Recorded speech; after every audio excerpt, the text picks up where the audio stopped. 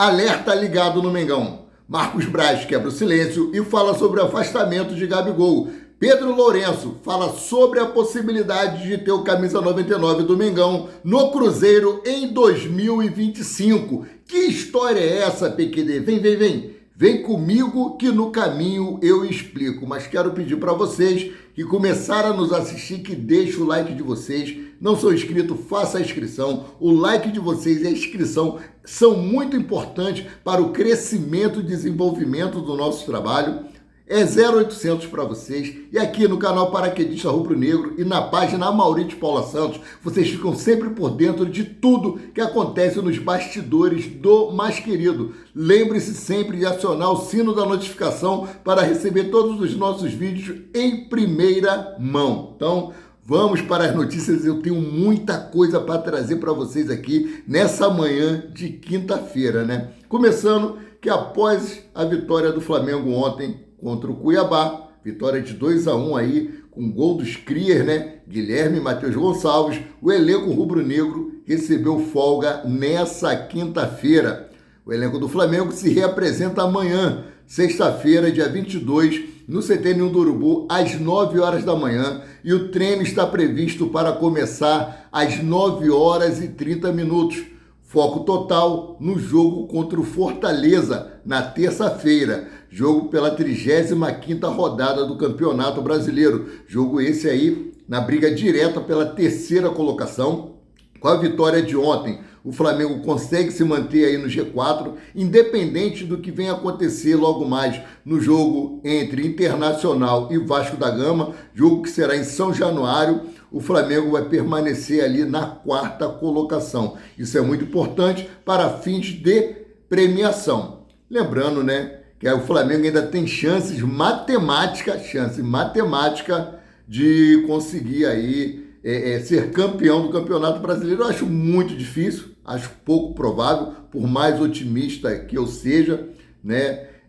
Lembrando aí que no jogo contra o Atlético Mineiro, que o Flamengo empatou aí, que infelizmente o Davi Luiz perdeu aquele pênalti, seriam 3 pontinhos a mais, o Flamengo estaria aí com 65 pontos, teve também um empate com o Internacional, empate com gosto de derrota, né, levando o gol no final também. Então assim, o Flamengo que poderia estar numa posição melhor hoje, a torcida até aí criticando nas redes sociais a diretoria do Flamengo, né, por conta disso aí, o Tite poderia ter sido demitido antes, o Flamengo poderia estar numa posição melhor, Flamengo que há 4 anos parece que abriu mão do Campeonato Brasileiro, nós temos visto isso, tem dado prioridades às Copas. A premiação das Copas são melhores? São melhores. A da vaga para a Libertadores? Dá vaga. O bicho para os atletas é maior? Então parece que o que está acontecendo é isso, estão priorizando mais as Copas devido à questão financeira do que o Campeonato Brasileiro. Eu acho que o Campeonato Brasileiro, depois da Libertadores da América, é a competição mais importante. E o Flamengo foi eliminado aí nas oitavas de final da Copa Libertadores da América e teremos a final agora entre Botafogo e Atlético Mineiro. Falar em Botafogo e Atlético Mineiro, antes de começar a falar aqui do Flamengo... Ah, pipoquinha aí, alguém vai de pipoca? Pipoca 2.0 está em download, olha só. Tropeço do líder. Com um a mais, desde os 40 minutos do primeiro tempo, o Botafogo empatou com o Atlético Mineiro lá em Belo Horizonte. Deu uma confusão do caramba. O Luiz Henrique ofendeu lá o Atlético Mineiro, falou que, né, o português, claro, que o time deles era uma merda. O Hulk foi lá, deu a declaração, falou que ele ainda não é ídolo, fez os bons jogos, jogou umas 6 vezes na seleção brasileira, mas ainda tem muito para mostrar e tal. Eu concordo com o Hulk, né? Muitas coisas eu não concordo, mas dessa vez eu concordo. A soberba tá igual ao ano passado, quando eles deram aquela pipocada tremenda na reta do final do Campeonato Brasileiro. O Palmeiras está 2 pontos atrás deles. Ah, PQD, você quer que o Palmeiras seja campeão novamente? Não, eu quero que o Flamengo seja campeão. Mas dentro da probabilidade, né, que ainda está muito difícil, eu preferi o Fortaleza. Mas a soberba dos botafoguenses está muito grande. Olha o que um torcedor do Botafogo escreveu aí numa rede social. Preste só atenção. Como é que eles conseguem botar um antolho assim, não conseguem enxergar as coisas. A culpa é sempre da CBF quando o Botafogo começa a pipocar na reta final. Olha lá, olha o que disse o torcedor. Já dizia Nelson Rodrigues, se você gosta de futebol, não queira saber o que acontece nos bastidores. CBF e Atlético Mineiro têm o patrocínio da Betano. As casas de aposta saiu ganhando hoje, no caso ontem. Tudo armado pela CBF para mais uma vez ajudar o Varmeiras. Soprador de apito de São Paulo, comentarista e narrador da Sport TV torcendo para o Atlético Mineiro. E os jogadores do Botafogo caiu nessa armação da CBF. Tá de sacanagem, eu não quis trazer o nome do torcedor não, tá de sacanagem. Botafogo jogou desde os 40 minutos do primeiro tempo com um atleta a mais. Foram 70 minutos. 70 minutos com um atleta a mais e não conseguiram a vitória e a culpa é da CBF. Calma aí. A CBF ajudou o Atlético Mineiro expulsando o jogador do Atlético Mineiro? Lá no jogo do Palmeiras, que ele venceu lá com a cabeçada que a bola bateu no travessão e entrou. Eu sou flamenguista, eu não sou clubista não, foi gol. Eu quero que o Palmeiras ganhe? Não, não quero. Mas o justo é o justo, ganhou. O Botafogo não teve competência aqui, ó. E o Luiz Henrique, na saída lá, o repórter foi fazendo a pergunta a ele, o que aconteceu? O que aconteceu? Aí aconteceu a cabeça do meu... Que isso, cara? Aí o segurança do Botafogo querendo agredir os repórteres? Porra, já desestabilizaram? É isso mesmo?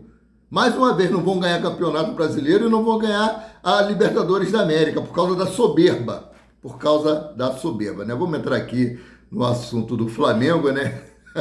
Ai, caraca. Felipe Luiz falou aí sobre não deixar os jogadores do Flamengo relaxar nessa reta final de Campeonato Brasileiro, mesmo depois de ter conquistado aí a Copa do Brasil, a vaga direta para a Libertadores da América e também a vaga aí para o dia 2 de fevereiro da Supercopa do Brasil, agora é a Supercopa do Rei em homenagem ao Pelé, que está aguardando aí o campeão do Campeonato Brasileiro. Ele disse o seguinte aqui, ó: eu penso o seguinte, eu não vejo a vida se não for para dar o melhor. Não é só no futebol, é na vida. Tem que tentar ganhar sempre. Esse sou eu. Eu transmito para os jogadores que não vou permitir que eles relaxem, mesmo já sendo campeão da Copa do Brasil. Os treinos foram muito bons e vi que eles não relaxaram, fecha aspas, disse Felipe Luiz. Meus queridos. Resposta de um torcedor no X aqui, ó. Pode colocar as coletivas de outros técnicos que passaram pelo Flamengo. Não chegam aos pés de Felipe Luiz, com exceção do velho, que é o Jorge Jesus. Porém, o Felipe Luiz, ele coloca o futebol como o melhor filme ou a melhor série que ele gosta de assistir. E isso faz a diferença para o Flamengo. Realmente, o cara ama futebol, não gosta de perder e demonstra isso nos jogos, exigindo o máximo dos jogadores, mesmo com a quantidade de jogadores fora, por causa de problema de saúde, por causa de vários problemas, e mesmo assim ele coloca o time para jogar para frente. E alerta ligado no Mengão. O que acontece? Felipe Luiz falou sobre a ausência de Davi Luiz no jogo de ontem, né? Porque ele foi acometido de uma virose, e ele falou que não só o Davi Luiz, como outros jogadores do Flamengo que foram para lá no sacrifício, além dos jogadores, os filhos deles também estão com essa virose. Então tem que ficar atento, o departamento médico tem que fazer um exame aí em todos eles, saber o que pode fazer para poder amenizar os sintomas dessa virose e saber o que está ocasionando essa virose. Mas sabemos que aqui no Brasil toda aquela doença que nós não conhecemos é tratado como virose, né? Então, mudando aqui de assunto, ó, Alcaraz manda recado após ser substituído em jogo do Flamengo. Carlos Alcaraz chegou ao Flamengo como o jogador mais caro da história do clube. Assim, a nação rubro-negra depositou grandes expectativas no meia. No entanto, o atleta tem passado por um período em baixa. Na quarta-feira, desculpa, o estrangeiro começou como titular, mas foi substituído por Guilherme, autor do primeiro gol do Flamengo contra o Cuiabá na vitória por 2-1. Após o duelo, o argentino usou as suas redes sociais para enviar uma mensagem para a nação. Vamos para o que disse aqui Carlos Alcaraz. Abre aspas. Levantar-se e tentar novamente é parte do processo. Fecha aspas, disse Carlos Alcaraz no Instagram. Além da frase motivacional, o meia argentino também publicou a imagem de um atleta treinando e buscando a redenção. Com isso, a atitude do camisa 37 logo ganhou repercussão entre os torcedores rubro-negros. Eu tenho muita fé nesse Carlos Alcaraz. Tenho certeza que ele vai melhorar e vai conseguir colocar em campo o seu melhor futebol. Como já falei em outros vídeos, Felipe Luiz elogia ele e fala que ele tem ido muito bem nos treinos. Mas, infelizmente, dentro do campo, eu acho que no calor da torcida rubro-negra ali, né? Aquela emoção, não deve estar acostumado a jogar com tantos torcedores, que a nação é tremenda. Acompanha o Flamengo em qualquer lugar. Falar em nação, o estádio ontem lá, a Arena Pantanal praticamente vazia, os preços dos ingressos caríssimos, o Cuiabá aí na zona do rebaixamento, já quase, né, já deu adeus com essa derrota de ontem, não consegue mais, então já temos 2 rebaixados, o Cuiabá e aí o Atlético Goianiense. Mas a maioria dos torcedores que estavam lá no estádio eram torcedores rubro-negros. Foi colocada uma carga de 9 mil ingressos e essa carga de 9 mil ingressos destinada à torcida visitante para a nação rubro-negra foi esgotada, né? Então, seguindo aqui, ó, preservados. Felipe Luiz explicou o motivo de não ter escalado os jogadores que estavam em suas seleções. Além de preservá-los, o treinador diz que priorizou os atletas que treinaram durante a semana, mais do que correto. Os caras estavam ali durante a semana, foi passado para eles todo o que ele queria, todo o esquema tático, todo o esquema técnico, ia pegar os caras que já estavam vindo cansados, apesar de o Léo Ortiz não ter jogado, mas ele preferiu aí, disse que confia nos jogadores que estavam ali, a diretoria deu todo o respaldo para ele, para poder utilizar esses jogadores, parabéns, medida super assertiva, né? Então, vamos seguindo aqui com as informações. Estádio do Flamengo. Rapaz, essa notícia boa. Estádio do Flamengo tem um custo de construção estimado em R$1.930.000.000, meus queridos. É isso aí.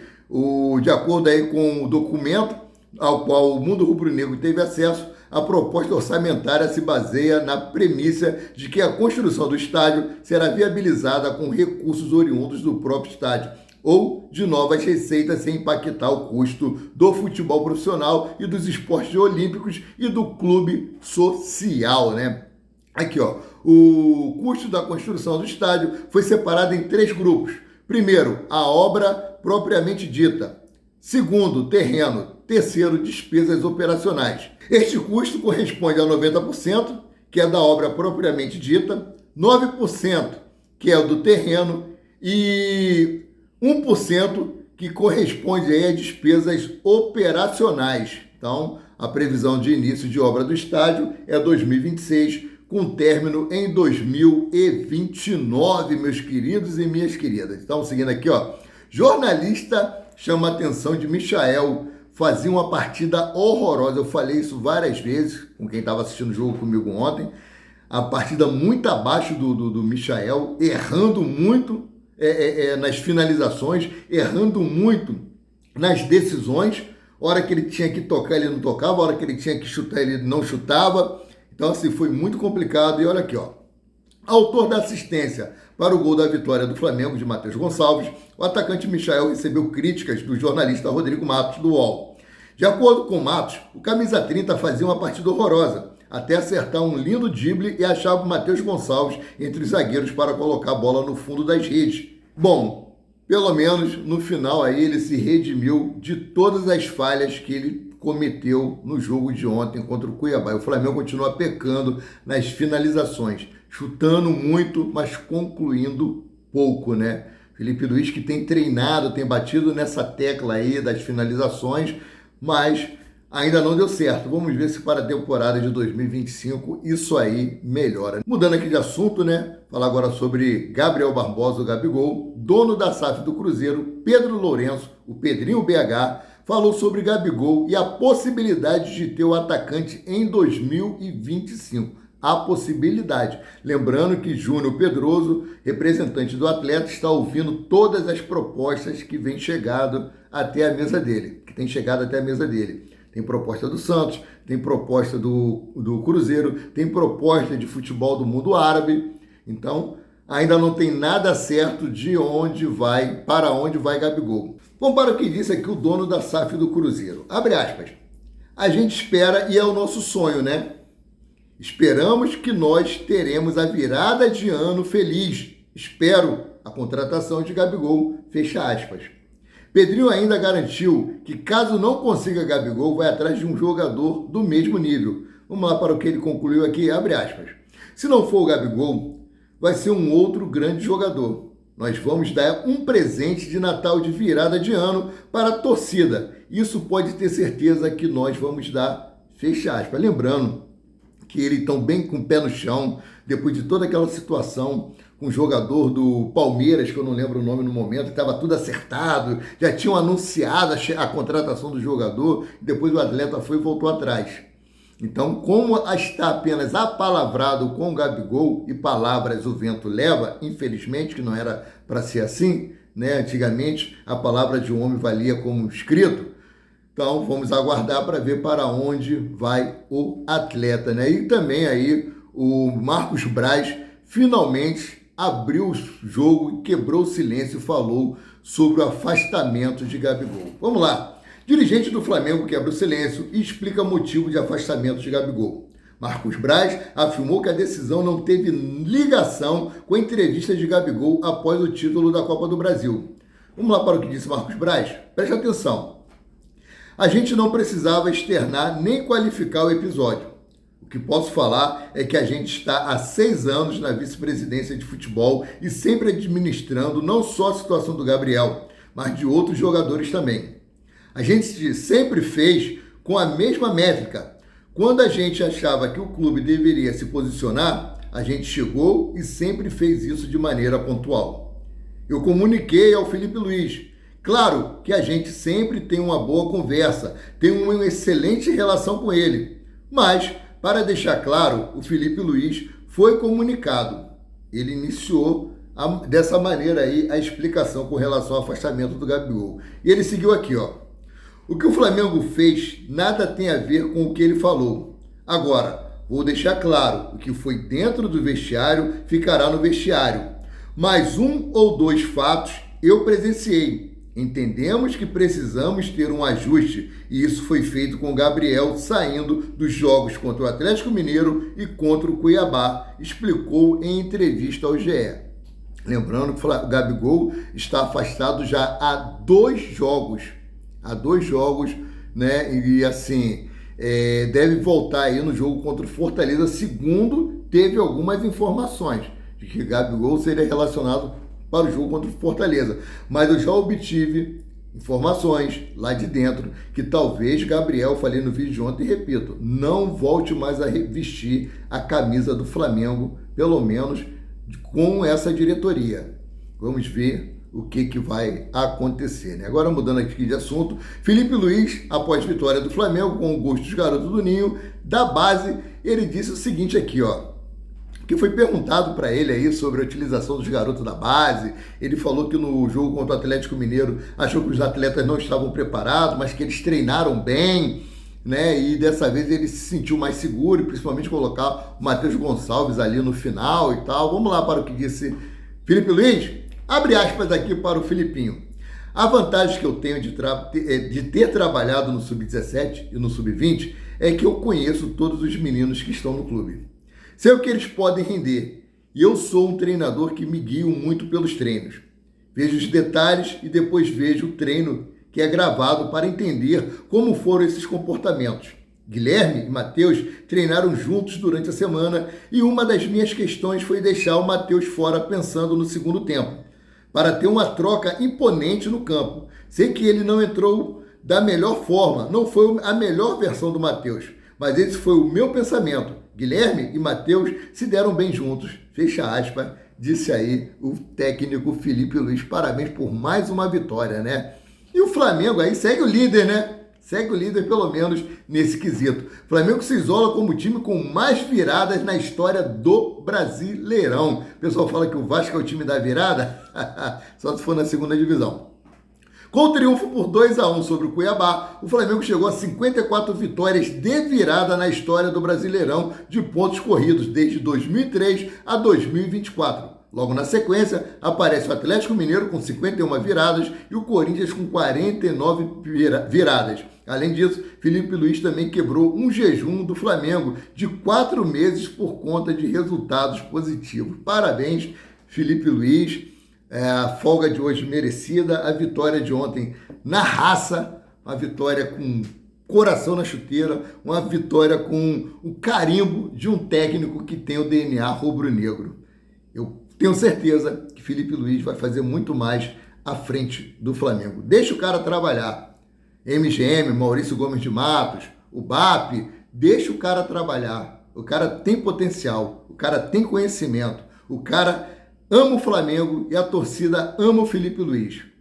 Sendo assim, eu fico por aqui, voltando a qualquer momento com mais notícias sobre o rubro-negro, mais querido e mais amado do Brasil e do mundo, o Clube de Regatas do Flamengo. Saudações!